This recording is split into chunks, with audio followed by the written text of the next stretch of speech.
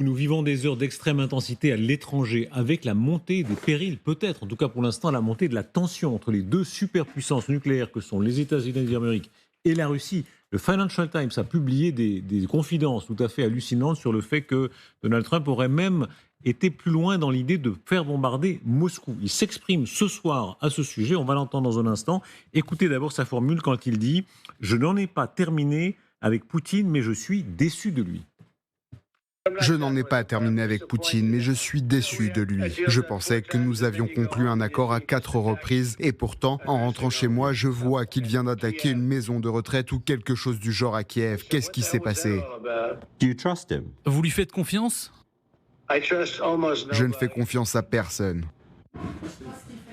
Voilà, merci beaucoup de nous avoir rejoints, Samantha de Bendern. Cette formule de Donald Trump, je n'en ai pas terminé avec lui, mais je suis déçu de lui. On voit qu'il est en train de donner une dernière chance de 50 jours. Il est en train de donner une dernière chance. On sent qu'il y va un petit peu à reculons. Il est énervé, mais il donne une dernière chance, comme on donnerait une dernière chance à un amant qui vous a déçu, par exemple. Allez, une dernière petite chance, voilà. Non, mais c'est vrai. Et ce qu'on remarque, c'est que quand il faut punir les Ukrainiens, eh bien, la décision est prise et elle est actée dans la journée. Quand il faut punir Poutine, là, on lui donne 50 jours. Donc, il y a encore une fois, Trump, finalement, mon analyse, c'est qu'il n'a pas vraiment changé. Avec quand même des développements extrêmement importants. Et ce n'est pas la gazette des bouchers charcutiers du coin qui le dit, c'est le Washington Post. C'est quand même un journal en général bien informé. Et le Financial Times. Et respect aux bouchers charcutiers du coin, ça n'a vraiment rien contre eux, mais enfin, c'est un très très grand journal. Donald Trump aurait encouragé en privé l'Ukraine à intensifier ses frappes en profondeur sur les territoires russes. La conversation qui a eu lieu lors de l'appel du 4 juillet entre les dirigeants américains et ukrainiens marque un changement radical par rapport à la position précédente de Donald Trump sur la guerre. On a même les propos rapportés. Trump, pourquoi ne pas avoir frappé Moscou?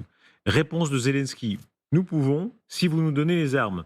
Trump, vous devriez exercer davantage de pression sur Poutine, non seulement à Moscou, mais aussi à Saint-Pétersbourg. Si c'est vrai, et encore une fois c'est plutôt le Washington Post, ça montre que Trump est prêt à utiliser de façon assez ficelle, y compris des moyens extrêmes pour faire plier Moscou. Oui, c'est la force. Même, il prend des risques. Parce qu'il y a des gens qui disent, moi, j'y crois pas, mais que si, effectivement, il y a vraiment un bombardement direct par des HIMARS de Saint-Pétersbourg et de Moscou, et à Moscou, ça peut très bien aller sur le Kremlin, ça peut détruire une des églises historiques de la Place Rouge. Et que là, on dit... certains à qui j'ai parlé en Ukraine disent que ça pourrait peut-être, ils ont peur, provoquer une frappe nucléaire, alors avec une mini-frappe nucléaire, et ça serait sur l'entrée des armes en Ukraine, mais l'entrée des armes à partir de la Pologne, par exemple, ou un camp militaire, si vous voulez. Et donc, ça serait évidemment une grande escalade. Ce qui est certain, c'est qu'en fait, Trump... En tout cas, il y a là un culot... Trump n'est pas du tout l'agent américain, l'agent russe qu'on avait décrit sur certains plateaux de télévision. Je n'ai jamais cru à cette version et j'ai toujours combattu. Mais non, il fait les intérêts des États-Unis et il fait aussi les intérêts de la paix.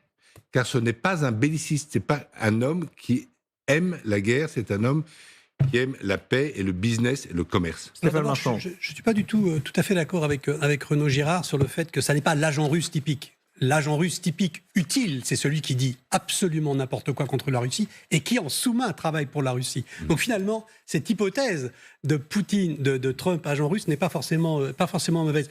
Ensuite, le bombardement de Moscou par les Ukrainiens a déjà eu lieu, à petite échelle, avec des petits drones. Enfin, il a déjà eu lieu. Le bombardement de certaines villes russes a déjà eu lieu.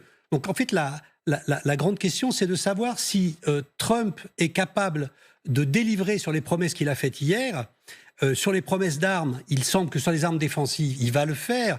Mais il reste les deux catégories d'armes offensives, les Tomahawk par exemple, et puis les missiles de longue portée. Ça, on ne sait pas s'il va le faire. Et surtout, l'arme suprême n'est pas une arme militaire. L'arme suprême, c'est les sanctions secondaires qu'il pourrait imposer au pétrole russe. Et s'il le faisait, c'est-à-dire s'il sanctionnait des pays comme la Chine, l'Inde et le Brésil, qui échangent massivement du pétrole et qui l'achètent à la Russie, ça, c'est de nature à bloquer complètement l'industrie de guerre russe. Sylvie Berman. Oui, mais je crois que Donald Trump, là, s'est heurté à un mur avec Vladimir Poutine et qu'il essaie de trouver une sortie parce qu'il tient absolument à faire la paix en Ukraine. Je veux dire, c'est une de ses promesses de campagne. Il s'est dit que c'était plus facile, donc on tape sur le plus faible d'abord et ensuite on fait pression sur le plus fort. Mais pardon, jusqu'à laisser frapper Moscou, vous croyez à ça ? Il est revenu dessus. On va l'entendre dans un instant. Non, c'est une question que j'ai posée.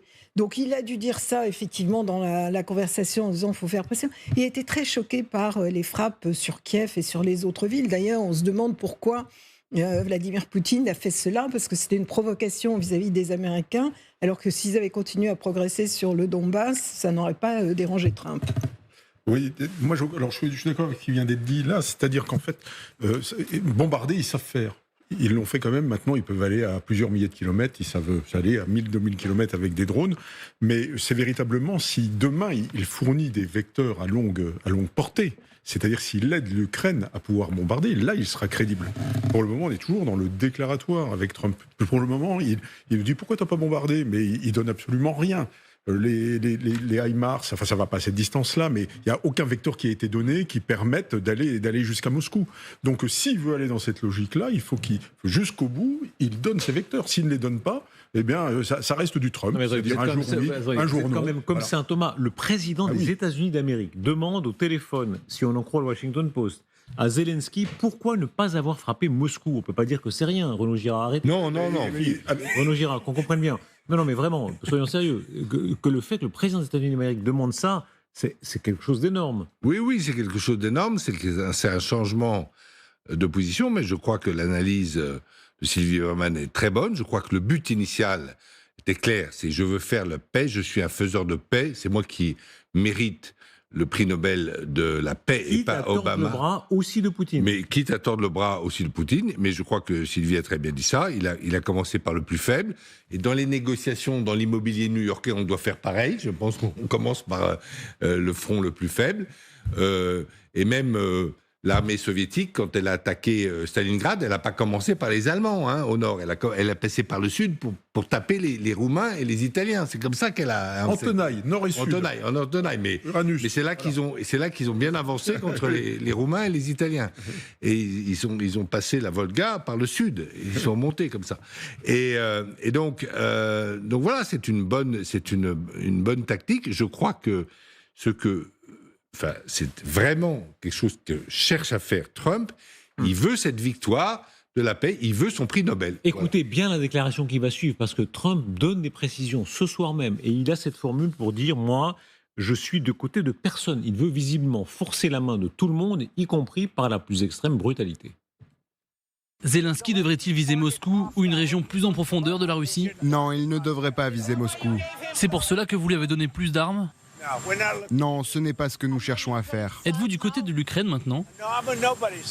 Non, je ne suis du côté de personne. Vous savez de quel côté je suis ? Celui de l'humanité. Je veux arrêter le massacre de milliers de personnes par semaine. Je veux faire cesser les massacres. Je veux que les tueries cessent dans la guerre entre l'Ukraine et la Russie. Voilà de quel côté je suis. Voilà, très bien dit. C'est très bien, c'est extrêmement bien dit, et c'est ce qu'on dit depuis longtemps, c'est qu'effectivement, il est sensible, les gens le disent vraiment arrogant, grossier, etc., mais il a le droit d'être sensible, il n'aime pas la guerre, il n'aime pas les massacres. Quand il parle de massacres, c'est exactement de ça dont on parle. Ce sont depuis 3 ans, des centaines de milliers de cousins ou de frères slaves orthodoxes qui se massacrent. C'est ça la réalité. Mais... C'est un peu comme le massacre entre...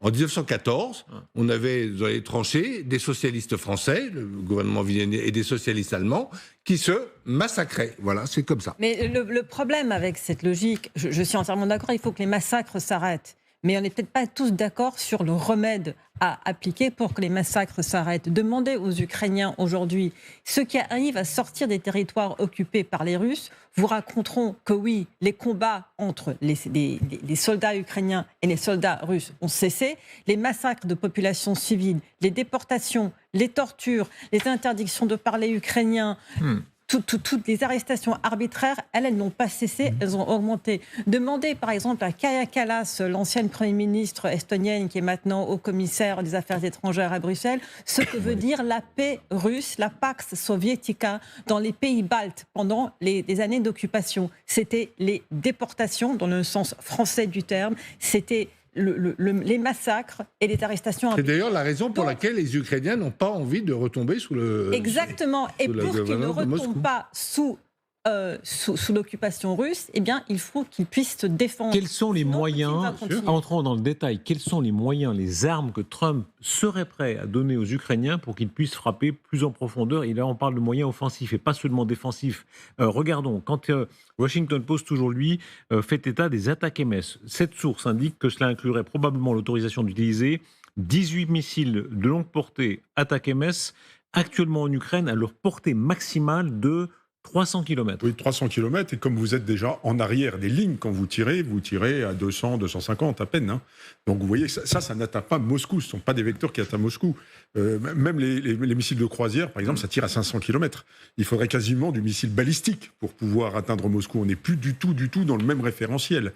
Les armes que les États-Unis pourraient fournir, eh bien, sont des armes qui vont taper entre 300 et 500, c'est-à-dire sur le côté opératif, c'est-à-dire à l'arrière de la ligne de front, dans la profondeur de la ligne de front, mais pas sur les cibles stratégiques à 1000 ou 2000 km. Donc soyons concrets, on revoit cette carte ici, si on imagine, s'il tire depuis Kharkiv par exemple, pour toucher Moscou, c'est 600 km. Donc, ils ne touchent pas Moscou. Saint-Pétersbourg, 1150 km. Par contre, ils vont toucher toute la ligne logistique des arrières russes dans la région de Koursk, dans la région, vous voyez, ils peuvent aller sur 300, 500 km quand vous prenez l'arc de cercle, sur tous les arrières. Donc, vous pouvez facilement paralyser la logistique, les dépôts, les dépôts pétroliers, un certain nombre de choses, les postes de commandement qui sont très éloignés, et aussi un certain nombre sans doute de bases aériennes. Est-ce que vous imaginez que Trump pourrait aller jusque-là, c'est-à-dire dire aux Ukrainiens, allez-y, frappez y compris Moscou et Saint-Pétersbourg? Je crois qu'avec Trump, tout est possible. Je crois vraiment qu'avec lui, tout est possible, et même ça. Il suffit qu'il soit vraiment énervé, et qu'il le dise. Alors, est-ce qu'il l'a dit à Zelensky ou pas? Le Financial Times, le Washington Post disent que des sources rapportent cette conversation. Ce qui est intéressant, c'est que cette conversation est fuitée. Qui a fuité ça? Qui a fuité ça? Pourquoi est-ce qu'on l'a laissé fuiter?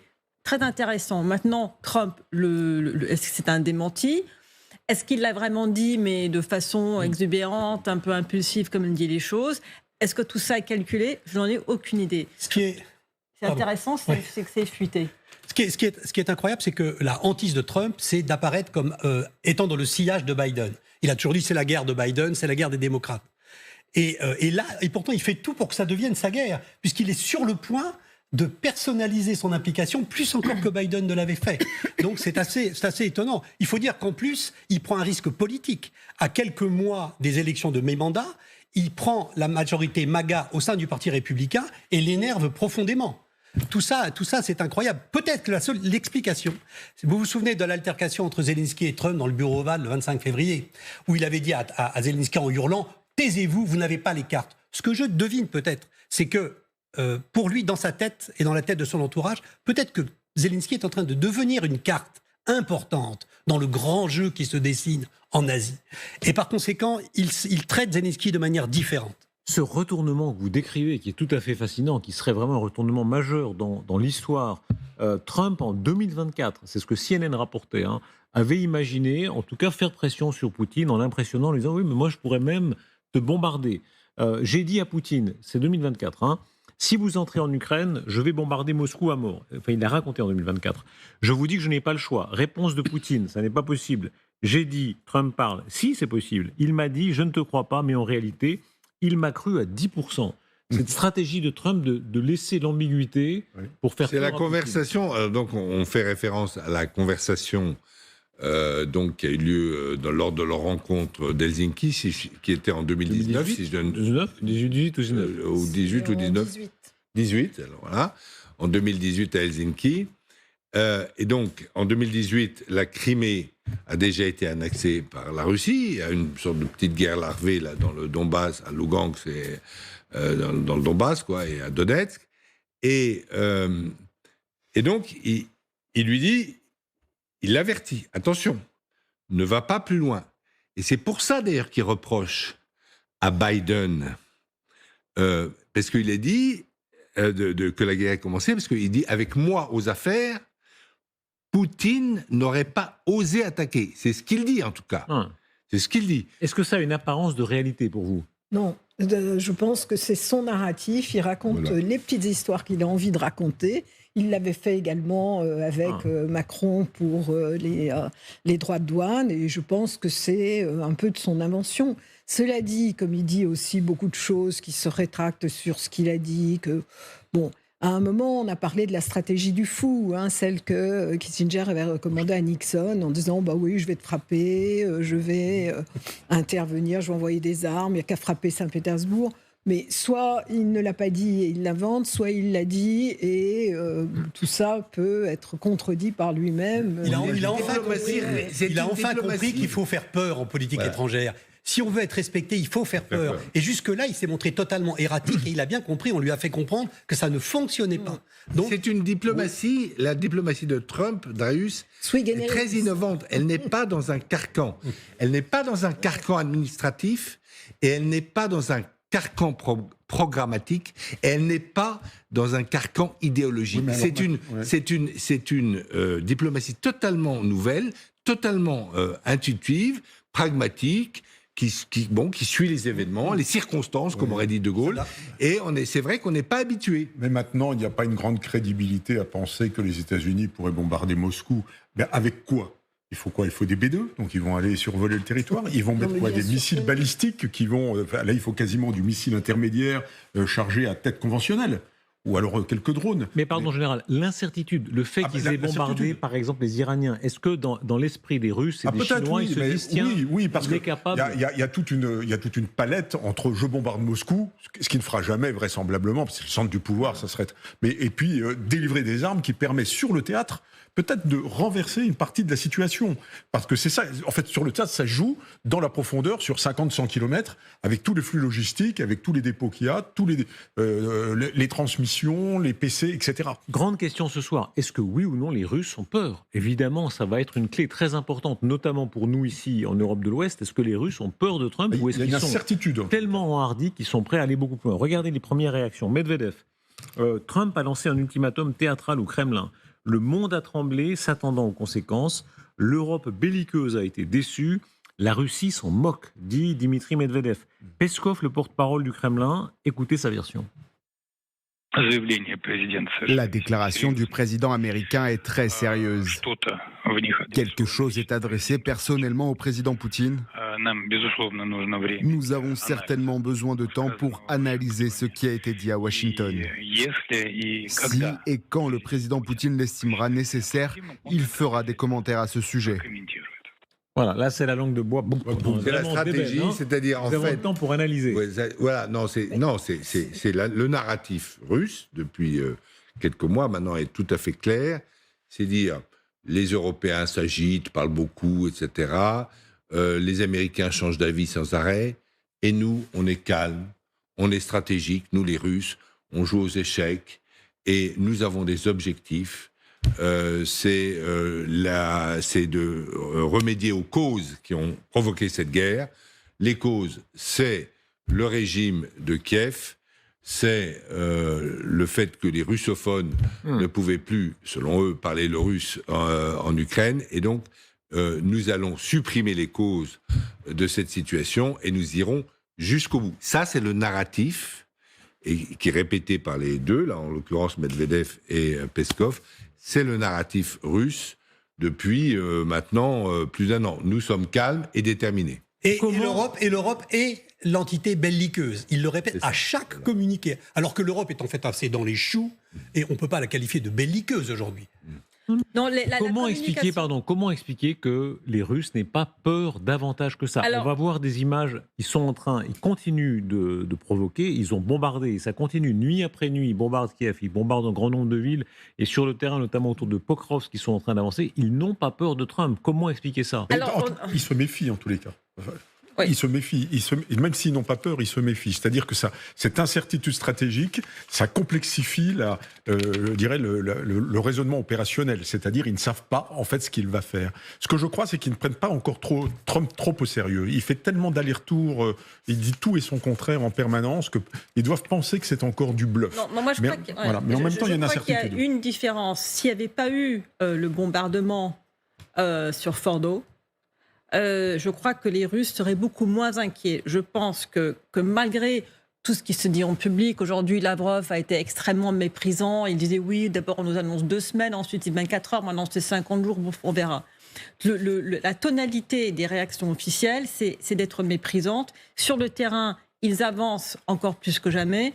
Ils disent, il y a un excellent article dans Reuters aujourd'hui qui a interviewé plusieurs sources qui disent on a les ressources économiques et en hommes pour continuer, mais je pense qu'il y a quand même une prise de conscience au Kremlin que Trump est tellement imprévisible qu'il pourrait livrer beaucoup d'armes aux Ukrainiens. Et les Russes savent que si les Ukrainiens sont armés, là, ce sera très compliqué. Si les Ukrainiens ne sont pas armés, ce sera vraiment autre chose. Mais vous dites cela, mais peut-être que ils ce n'ont pas déluge l'air de feu, si impressionnés. peut-être que ce déluge de feu est le signe que les Russes se disent finalement, l'heure du moment où on va devoir s'arrêter approche. On n'aura pas tous les territoires que l'on veut. On va être obligé d'arrêter. Peut-être que cette accélération dans la violence est en fait le signe qui... Non, je crois qu'ils sont... C'est les deux. C'est soit on va continuer à avancer, on va pouvoir y aller à fond. Là, ils vont vouloir nous faire peur. Ils vont vouloir faire peur à Trump. Je crois qu'ils vont accélérer les bombardements et les violences sur le territoire ukrainien. Je suis sûre, et je devrais peut-être dire que j'ai eu tort sur ce plateau dans quelques jours, je suis sûre que dans quelques temps, on va avoir un signalement nucléaire pour faire peur à Trump, pour dire si tu livres ces armes aux Ukrainiens, voilà ce qui va se passer. Dans les jours à venir, il va y avoir une annonce qui va nous faire peur. Là, pour le moment, Poutine ne dit rien, il réfléchit et il parlera quand il aura quelque chose d'important à dire. Mais il y a une différence entre la réaction de Medvedev, qui est comme toujours excessive, et puis celle de Peskov, qui est quand même la voix de son maître, et qui dit on prend ça au sérieux et le président se prononcera en temps utile et peut-être effectivement qu'il peut entendre qu'il y a une menace pour la Russie. Mais on ignore tout de cette conversation de 2 heures. La dernière conversation, la seule chose qu'on sait, c'est que Poutine a dû lui dire qu'il voulait continuer la guerre parce que ses objectifs n'étaient pas atteints. Maintenant, comment a-t-il défini ses objectifs ? Est-ce que c'est de récupérer la totalité de Donetsk et que pour le reste, il y a une marge de négociation ? Alors maintenant, ça pousse un petit peu, mais on ne voit pas quand même la post-combustion de la grande offensive d'été, parce qu'on nous l'annonce depuis le printemps. Moi, j'aimerais bien savoir où elle est. C'est ce qui se passe tous les jours, c'est ce qui se passe depuis 6 mois. C'est-à-dire qu'il pousse, il grignote quelques kilomètres carrés, mais à aucun moment... Il y a cette grosse offensive qu'on nous a annoncée et qui pourrait percer le front, etc. Je vous prends le pari qu'à l'automne, on sera encore sur des lignes qui seront à peu près celles-là. Prêtez bien l'oreille à ce que dit Trump ce soir, puisque les choses sont en train d'avancer. Il précise sa pensée sur cet ultimatum des 50 jours. Et vous allez voir de quelle façon l'Instagram, qui est son soutien très pro-Trump, mais aussi très anti-russe, commente à son tour. D'abord Trump. Que se passera-t-il à la fin des 50 jours ? Est-ce que vous parlez à Vladimir Poutine ? Eh bien, à la fin des 50 jours, si nous n'avons pas d'accord, ce sera dommage. Les droits de douane rentreront en vigueur, ainsi que d'autres sanctions. Voilà, et le commentaire de l'Instagram, donc on rappelle, c'est ce sénateur qui est le plus actif dans sa majorité contre les Russes. Si Poutine et d'autres se demandent ce qui se passera au 51e jour, je leur suggérerais d'appeler l'ayatollah Khamenei. C'est pas mal comme phrase. Il faut aussi se souvenir du fait que Trump avait donné 2 semaines aux Iraniens et en 5 jours, il a bombardé. Donc, et là, il y a une petite phrase de Trump aussi qui disait « ce sera peut-être 50 jours, je ne sais pas, ce sera peut-être autre chose ». Donc, il injecte une incertitude. Il y a une évolution, pardon, sur ce plateau. Moi, je suis quand même très frappé. Même Samantha de Bendern, il n'y a pas plus anti-Trump que Samantha de Bendern. Elle est vraiment tout à fait anti-Trump. Voilà. Et même vous dites, attention, Trump, qu'on présentait comme un agent russe, il est peut-être beaucoup plus surprenant que cela. Mais il faut bien savoir que bombarder Fordo avec des B-2, c'est beaucoup plus facile que d'imposer des sanctions secondaires sur le pétrole russe. Parce que si vous faites ça, vous prenez de front l'Inde, le Brésil et surtout la Chine. Vous prenez de front la Chine, sur laquelle, par ailleurs, il y a un petit jeu de Donald Trump sur des tarifs déjà très élevés. Et la négociation avec les Chinois est très compliquée. Donc, s'il prend cette décision, et on ne peut pas lire l'avenir, mais s'il prend cette décision, son équation diplomatique se compliquera énormément. Attendez, c'est plus que ça. Quand on fait la comparaison avec l'Iran, il ne s'agit pas simplement d'une mesure sur le pétrole. Lindsey Graham qui dit, attention, au 51e jour, ça pourrait faire penser à ce qui a eu lieu sur l'Iran. Qu'est-ce qu'il veut dire ? C'est une menace quand même qui est complètement gratuite. L'Iran ne contrôlait absolument plus son ciel. Israël avait fait le travail pour que les B-2 puissent intervenir sans aucun risque. Et c'est pas un État nucléaire, l'Iran. Il était peut-être au seuil. En tout cas, pas encore. Il n'y a pas de risque. Les États-Unis vont pas déclencher une guerre contre la Russie, contre un pays nucléaire. Ils ont toujours évité ça, d'ailleurs, dans l'histoire. Mais en fait, là, Lindsey Graham fait ce que font les Russes depuis le début de la guerre, d'envoyer des menaces, qu'elles soient gratuites ou pas.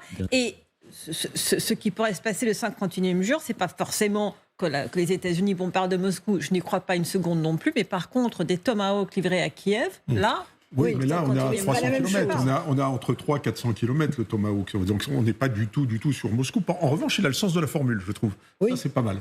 C'est pas mal envoyé. Parce que Trump, on disait taco, finalement... Rappelez ce que ça veut dire taco. Ça veut dire Trump always chickens out. Hein. Donc ça veut dire il se dégonfle toujours. Voilà. Donc, et il ne s'est pas dégonflé ce jour-là. Alors moi qui n'aime pas Trump non plus, je suis un peu comme Samantha, je lui reconnais quand même cette qualité qu'il a su sortir de la crise en 24 heures. Il a bombardé et ensuite il a imposé un cessez-le-feu. Et ça, tout le monde n'y arrive pas. Souvent, on se met le doigt dans l'engrenage et puis ça part en vrille pendant des semaines et parfois des mois. Est-ce que tout ça peut monter... Donc il est quand même capable de faire des choses. Est-ce que de part et d'autre, en réalité, il peut y avoir une escalade ? Les Russes, visiblement, ne se laissent pas impressionner. Ils sont en train de progresser, en tout cas à l'échelle de ce front qui ne bouge pas tellement que ça, mais le ministère russe de la Défense a diffusé les images qu'on voit ici de ces soldats qui brandissent des drapeaux russes dans 2 villages de l'Est de l'Ukraine, dont ces forces armées se seraient emparées. Article du Grand Continent, cette revue que je conseille toujours, ce sont des Normaliens un peu comme vous, vos amis Renaud Girard. Les forces russes progressent au nord-est de Pokrovsk, menaçant sérieusement la ville d'encerclement. Selon le groupe d'experts ukrainiens Deep State, l'armée russe a considérablement progressé au cours des 7 derniers jours autour de la ville. Alors, soyons très prudents, hein, ça fait des mois et des mois qu'on dit qu'il progresse autour de Pokrovsk, ça vaut ce que ça vaut, mais Trump, qui voit ces images, il est forcé de constater qu'il a parlé et les Russes n'ont pas peur de lui, pour l'instant. Oui, mais les Russes... en fait, dans cet affrontement, dans la gestion de cette guerre civile entre Ukrainiens et Russes, ni les Russes n'ont vraiment très peur, ni les Américains. Les Russes n'ont pas très peur, parce que Poutine n'accorde pas énormément d'importance à la vie humaine, et il a une profondeur stratégique énorme, la Russie.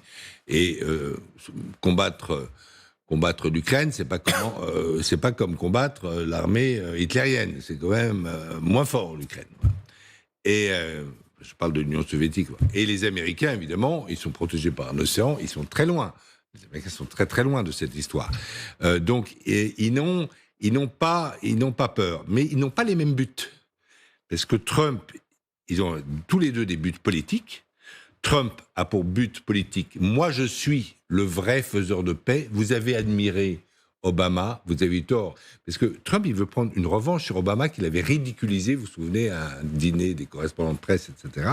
Il veut prendre sa revanche sur Obama.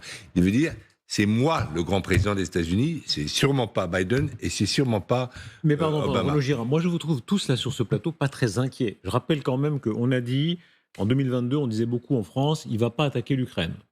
Acte 1. Acte 2, il y a eu cette longue guerre de 3 ans. Les Européens disent, le président de la République disent, les Russes représentent une menace existentielle pour l'Europe de l'Ouest. C'est ce que dit Emmanuel Macron. Et aujourd'hui, on voit que même les États-Unis d'Amérique n'arrivent pas à arrêter les Russes. Alors la volonté de combat des Russes, c'est quand même très inquiétant. On a deux inquiétudes. Trump est obsédé par cette phrase qu'il a entendue 1000 fois, et nous-mêmes, c'est de toute façon, les Américains n'iront jamais très loin, même conventionnellement, car la Russie est une puissance nucléaire et que c'est impossible de prendre le moindre risque. C'est le genre de peur qui paralysait Obama, c'est le genre de peur, quoi qu'on en pense, qui paralysait Biden, et Trump a décidé que lui allait s'extraire de ce raisonnement-là. Et donc peut-être que c'est pour ça qu'il s'apprête à livrer des armes offensives à l'Ukraine. C'est les deux inquiétudes que nous avons, en fait, aujourd'hui, effectivement, et que nous sommes légitimes à les avoir. La première, c'est qu'effectivement, il puisse y avoir à moyen terme une escalade européenne, c'est-à-dire avec des frappes en Ukraine, mais près de l'entrée des armes qui viennent de Pologne, ou même peut-être une petite aventure sur Narva, sur un pays de l'OTAN. Ça, c'est à moyen terme, c'est vraiment une inquiétude que nous pouvons avoir. Et là, évidemment, si un pays de l'OTAN est attaqué, quelles sont les conséquences ? Et une deuxième inquiétude que nous pouvons avoir, c'est une inquiétude à long terme, et c'est si vraiment la Chine se met dans la musique et entre dans la fanfare avec la Russie et commence à lui livrer systématiquement des armes comme l'Amérique et l'Europe livrent des armes à l'Ukraine.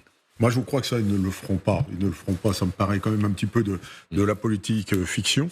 Mais je crois que on parle toujours de la dangerosité. Vous avez raison, parce qu'on voit la Russie qui ne s'arrête pas, mais qui ne sont pas capables non plus d'y arriver.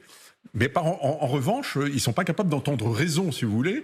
Il y a la psyché russe fait qu'ils sont plus malgré les difficultés, mais ils ne sont pas capables de percer le front. Donc forcément, on est obligé de prendre ça au sérieux. Et peut-être que la tactique, c'est d'user l'armée russe. C'est de l'user pour que petit à petit, sur le plan militaire, elle s'use, sur le plan des ressources économiques, elle s'use, parce qu'on parle de profondeur stratégique. La profondeur stratégique, c'est pas simplement le territoire dans la profondeur jusqu'à l'Oural et en Extrême-Orient. C'est la profondeur stratégique en matière de ressources humaines, c'est la profondeur stratégique en matière financière, c'est beaucoup de choses. Vous pensez qu'en fait, l'Ukraine pourrait vouloir renverser la stratégie russe, la stratégie russe étant une stratégie, on l'a bien vu, de guerre d'usure, en disant nous allons faire céder les Ukrainiens par l'usure, comme l'armée allemande a cédé sur le front français en août 1918, démoralisé, etc.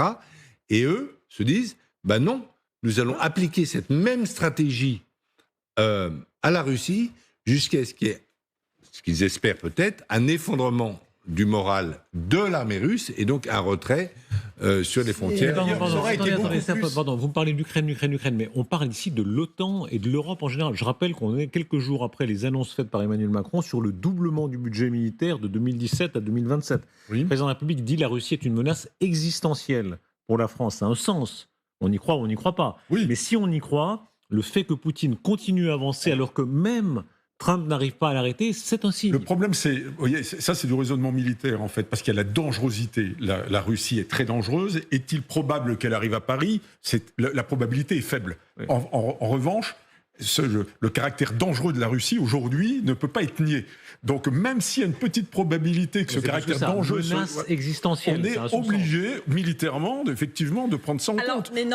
On peut pas s'asseoir là-dessus, c'est juste impossible. Mais pourquoi cette menace existentielle ? Si la Russie attaque un allié de la France au sein de l'OTAN, que ce soit un pays dans les Baltes, que ce soit la Pologne, quel que soit le pays, la France, à ce moment-là, sera obligée soit de répondre, donc de faire la guerre à la Russie, soit de ne pas répondre. Et donc, à ce moment-là, l'OTAN, qui est le socle de la sécurité euro-atlantique, s'effondrera. Est-ce que ce scénario est en train de grandir quand on voit que Poutine n'a pas peur de Trump ? C'est ça la question. Mais Poutine n'a pas peur de Trump parce que Poutine n'a peur de personne. On l'a souvent dit sur ce plateau avec notre camarade Girnov, par exemple. C'est que Trump avait été mal noté. Non, Poutine avait été mal noté au KGB, vous vous en souvenez, et dans ces cahiers de notes, on retrouve à une relation avec la peur qui est dangereuse. Donc on retrouve peut-être aujourd'hui ce système-là, au fond de lui, quand il prend ses décisions ou n'en prend pas, ou ne change pas de rythme, ou ne parle pas à Trump, c'est peut-être cette... que les Russes aient peur ou non n'a aucune importance dans ce régime. En fait, l'important, c'est si une dizaine de personnes a peur ou non. Est-ce que vous croyez ça, vraiment, que Poutine est si jusqu'au boutiste qu'il peut refuser même l'idée que Trump peut l'arrêter ? Mais en tout cas, pour le moment, l'analyse de Poutine, c'est qu'il peut continuer cette guerre pendant plusieurs mois, qu'il va la gagner, c'est sa conviction profonde. Et il ne faut pas oublier que pour le moment, il n'y a pas de problème d'hommes, il n'y a pas vraiment de problème d'armes non plus. Et il y a une alliance avec la Corée du Nord. Il y a eu récemment une visite en Corée du Nord. Je ne sais plus qui y allait, c'est de Lavrov. Et qu'il peut s'appuyer sur eux aussi. Donc, il n'est pas pressé. Donc, ce qui se passe, c'est qu'effectivement, Trump, avec sa menace d'intervenir dans les 50 jours, modifie peut-être un petit peu la donne. Mais jusque-là, c'était l'analyse. En fait, ça, c'est de la profondeur stratégique. Lui, il a le temps. Il a le temps. Il est dans les midterms dans un an, Trump. Lui, il a le temps. Il peut se placer dans le... S'il ne meurt pas, il peut se placer dans les 5-10 ans à venir, absolument tranquillement. Ça aussi, c'est une équation de profondeur stratégique qui est très importante pour Poutine. Et puis, en plus, il ne vit qu'en déséquilibre. C'est un peu comme Napoléon. À un moment donné, il ne vit, son régime ne survit qu'en déséquilibre avant. C'est-à-dire la guerre, la justification de la guerre, etc. Un peu comme Netanyahou, à un moment donné, d'ailleurs, vis-à-vis qu'on a l'impression qu'il n'a pas intérêt à ce que ça s'arrête. Et donc, ces gens-là, ils vivent par le déséquilibre. Parce que sinon, s'ils s'arrêtent, c'est comme en vélo, s'ils s'arrêtent, ils tombent.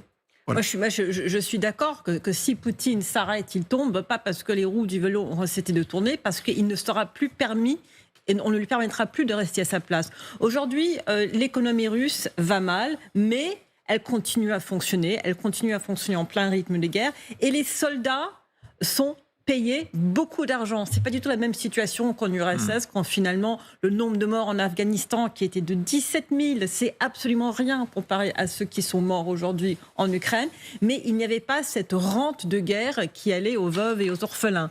Aujourd'hui, en Russie, il y a des dividendes de la guerre qui se sentent aussi dans les villages qui ont perdu des hommes au front. Eh bien, ils ont des nouvelles rues, ils ont des nouvelles voitures.